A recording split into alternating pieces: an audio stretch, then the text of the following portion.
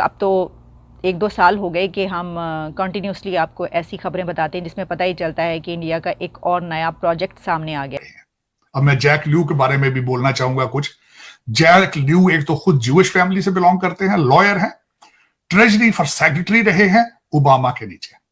क्या जय श्री राम के या सरंग के नारे अगर लग रहे थे तो मेरे ख्याल है उस पर डरने की जरूरत नहीं। अगर वहां अल्लाह अकबर का नारा लग जाता तब जरूर भाग जाना चाहिए था सब खिलाड़ियों को। तो उससे थोड़ा रिलीज हो रही है कि एक mega port to put India on the map for world's biggest container ships, एक बहुत बड़ा प्रोजेक्ट। चलिए, कितनी सिग्निफिकेंस देख रहे हैं इसकी इंडिया और इस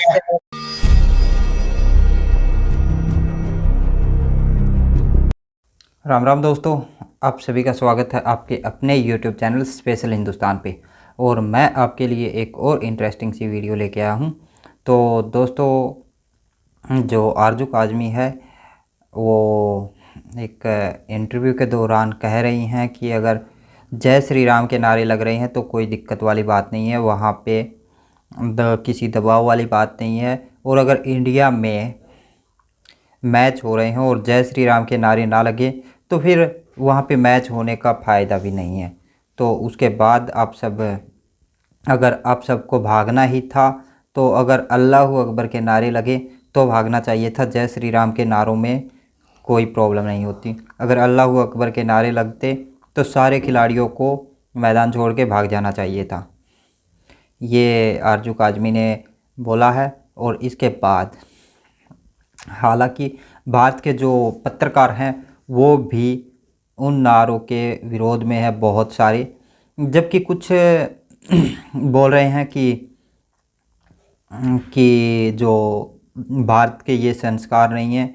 और बता रहे हैं अतिथि देवो भव है। अतिथि देवो भव भी वो बता रहे हैं जो हमारे हिंदू धर्म का वो करते हैं, नहीं मानते हैं, और ऊपर से उनकी को गलत भी बताते हैं। वही ये अतिथि देवो भव वाला श्लोक बोल रहे हैं। तो दोस्तों, वीडियो काफ़ी इंटरेस्टिंग होने वाली है और वीडियो को देखने के बाद वीडियो पे कमेंट करें, वीडियो को लाइक करें, वीडियो को शेयर करें, चैनल को सब्सक्राइब करें। और जल्दी जल्दी मिलते हैं आप लोगों से इसी के ऊपर। जय श्री राम, हर हर महादेव। और जय श्री राम, हर हर महादेव, वंदे मातरम, भारत माता की जय, वंदे मातरम।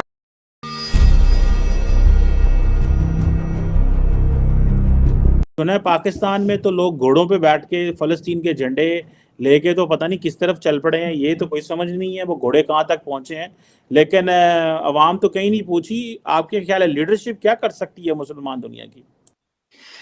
सर, सबसे पहले तो एक बात पहले वाले क्वेश्चन की मैं सॉरी एक लाइन और कहना चाहूंगी कि जय श्री राम के या सरंग के नारे अगर लग रहे थे तो मेरे ख्याल है उस पर डरने की जरूरत नहीं। अगर वहां अल्लाह अकबर का नारा लग जाता तब जरूर भाग जाना चाहिए था सब खिलाड़ियों को। तो उससे थोड़ा घबराहट होती है और किसी से नहीं। मगर ये कि अल्लाह अकबर के नारे से भी मेरा ख्याल है कोई घबराने की जरूरत नहीं है। वो लगते हैं, पाकिस्तान में भी लगते हैं, इंडिया में भी लगते हैं। लेकिन ये है कि अगर कोई होता वहां पे तो लगा लेता, इसमें क्या हर्ज है? नहीं सर, बहुत बार कुछ उल्टा भी हो जाता है ना ऐसे नारे लगा के, आपको पता है। लेकिन खैर वो तो एक अलग बात है। मगर ये जरूर है कि अगर आप इस्लामिक कंट्रीज की बात कर रहे हैं तो वो तो हमेशा ऐसी सिचुएशन में अलग ही रही है। अभी अगर ये भी बहुत से लोग कह रहे हैं कि क्योंकि सऊदी अरब और इसराइल रिलीज हो रही है कि एक mega port to put India on the map for world's biggest container ships, एक बहुत बड़ा प्रोजेक्ट।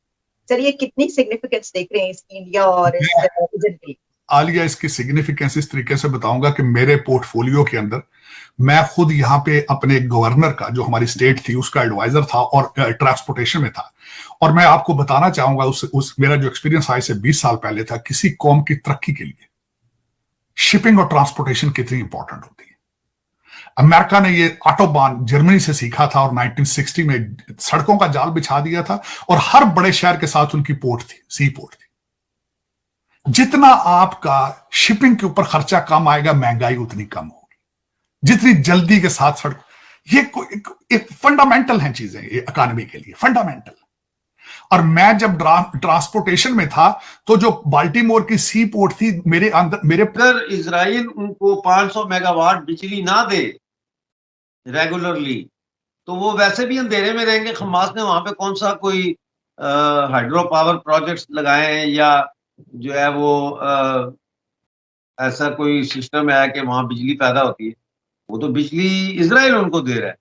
इसी तरह से पानी जो है वो भी इजराइल से जाता है, दवाइयां इजराइल से जाती हैं। मैं आपको बताऊं कि पिछले सालों ये जो गुजरे हैं इनमें इजराइल का रवैया बहुत बदला है। और 2003 में, 2013 या 3 में 48,000 जो है वो लोग गजा से, जो फलस्तीनी है, वो 6 एंट्री पॉइंट्स जो हैं वहां से एंटर होकर इजराइल में आते थे और काम करने डेली बेसिस पे, और फिर वापस चले जाते थे। तो अब वो जरूरतें जिंदगी और इशिया चीजें मदद करने के लिए हम गाजा में भेजने के लिए तैयार है। ठीक है, बहुत बड़ी बात, बहुत बड़ी बात। IMF के टुकड़ों में खुद पल रहे हो, उधर तुम CPEC के टुकड़ों में खुद पल रहे हो, तो पता नहीं क्या भेजोगे वहां पे। मेरी तो समझ से बाहर है। बलोचिस्तान में खाने को कुछ मिल नहीं रहा किसी को। अंदरूने पंजाब, जहां जहां जो रूरल एरिया, वहां पे लोग गुर्बत से मर रहे हैं वहां पे। आपकी मैं थोड़ा सा इसी हवाले से एक चीज यहाँ ऐड करना चाहूंगा। आलिया पिछले 2 डेकेड्स में, 20 सालों में 80 करोड़ लोग चाइना में गुर्बत की लाइन से ऊपर आए हैं। उन्होंने इकॉनमी ठीक की है। 13 करोड़ लोग जो हैं वो पिछले 10 साल में गुर्बत की लाइन से ऊपर आए हैं भारत के अंदर। तुक के साथ कहूंगा, मेरे मादरे मिल्लत के अंदर 9 करोड़ लोग गुर्बत की लाइन से नीचे जा चुके हैं। और फॉरेन मिनिस्टर कह रहा है कि हम यहां से शाह भेजेंगे फलस्तीन में। वाह भाई वाह। देते, वरना वो तो पहले अगर जीत जाए तो कहते हैं ना कि इस्लाम की जीत हुई है, तो अभी क्या कहेंगे, इस्लाम की हार हुई है, ये क्या हुआ है। लेकिन ये है कि बहुत बुरी तरह से हारे सर। अभी तो ओवर भी उनके रहते थे और उसके बावजूद पूरी टीम आउट हो गई। तो यकीनन कहीं ना कहीं जो है वो खिलाड़ियों की गलती है। और अगर वहां नारे लग रहे थे तो उसमें ऐसी क्या बात है, अगर जय श्री राम के नारे लग रहे हो या मोदी जी के नारे लग रहे हो तो भारत में खेलेंगे तो ये तो होगा, और उसमें इतना घबराने की क्या बात है। अगर हमारे यहाँ मैच हो और हम अल्लाह अकबर के नारे या दूसरे नारे लगा सकते हैं तो फिर वहां वो लोग क्यों नहीं लगा सकते अपने रिलीजन के हिसाब से। और आई फील के ऐसी कोई बात नहीं कि वो उसकी वजह से वो कोई परेशान हो गए, बल्कि वो खेले ही खराब। और बहुत हमारे खिलाड़ी तो ऐसे भी हैं ना जो आपको पता है पर्ची वाले होते हैं कि जी बमों के साय में कोई फैक्ट्रियां नहीं बनाता, ये हमेशा याद रखिएगा। ये जो आज इन्होंने मेरे मोहतरम फजलुर रहमान साहब ने कहा है कि हम जिहाद के लिए तैयार हैं, और वहां पे खालिद मिशाल ने स्पीच दी है, उसके बाद मैं फैक्ट्री लगाऊंगा वहां। मेरा ये क्वेश्चन है आपसे। जहां के बच्चे जिहाद की तैयारी कर रहे हो सुबह शाम, जो सुबह शाम कहें कि अल जिहाद हमास, मैं वहां फैक्ट्री लगाऊंगा, क्यों लगाऊंगा भाई। तो ये चीजें, एक इंसान की एक स्पीच की प्राइस आपकी स्टेट और आगे आने वाली नस्लें देंगी। लेकिन मैं दुख के साथ है कि आपके इस वक्त पाकिस्तान में कोई भी लीडर ना अमन की बात कर रहा है, ना इकॉनमी की बात कर रहा है, ना बच्चों को इंग्लिश और मैथ पढ़ाने की बात कर रहा है। अपने बच्चे सबके इंग्लैंड पढ़ रहे हैं।